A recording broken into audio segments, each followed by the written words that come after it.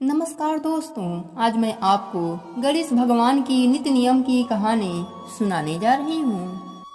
एक समय की बात है, एक नगर में श्यामलाल अपनी पत्नी सुनैना के साथ रहता था। वह दोनों गणेश भगवान के परम भक्त थे।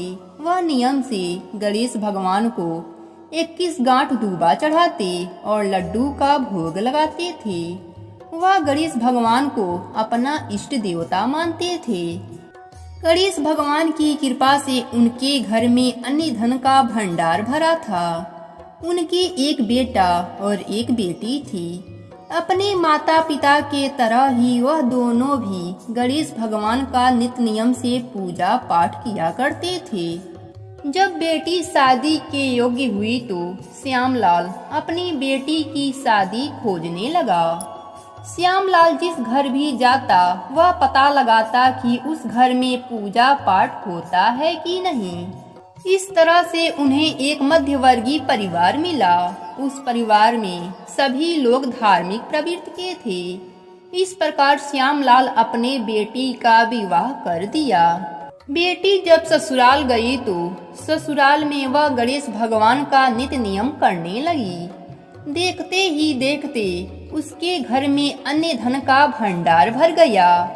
अब वह सेठ सेठानी कहलाने लगे। यह बात उनके पड़ोसन को अच्छी नहीं लगी। वह राजा के पास गई और राजा से बोली, हमारे पड़ोस में एक बहू आई है, वह साक्षात लक्ष्मी है। उसके आने के बाद वह लोग दिन दूना रात चौगुना तरक्की कर रहे हैं।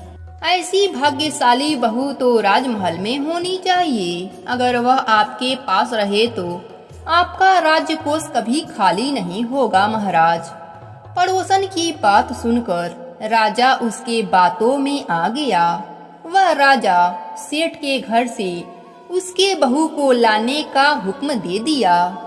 सिपाही सेठ के घर आए और बहू को साथ चलने को कहे। बहू ने कहा, आप महाराज से कह देना कि मैं 12 दिन बाद आ जाऊंगी। इस प्रकार सिपाही राजमहल आकर राजा को बता दिए। राजा भी मान गया। राजा के शरीर में जलन होने लगा। देखते ही देखते उसके शरीर में कोढ़ निकल आया। वह अपना बहुत इलाज करवाया पर उसके शरीर से जलन समाप्त ही नहीं हो रहे थे। फिर उसने पंडितों से इसका उपाय पूछा। तब पंडितों ने बताया कि आपने सत्य की बहू पर बुरी नजर डाली है, इस कारण आपको गणेश भगवान सजा दे रहे हैं। फिर राजा सेठ के घर गया और बहू से क्षमा मांगी और गणेश भगवान से भी क्षमा मांगी। इतना करते ही राजा का शरीर पहले जैसा हो गया। राजा ने सेठ को बहुत सा धन दिया और पड़ोसन को सजा दी। हे गणेश भगवान, जैसे आपने बहू पर कृपा की वैसे ही अपने सभी भक्तों पर अपनी कृपा बनाए रखना। कहानी अधूरी हो तो पूरी करना, पूरी हो तो मान रखना।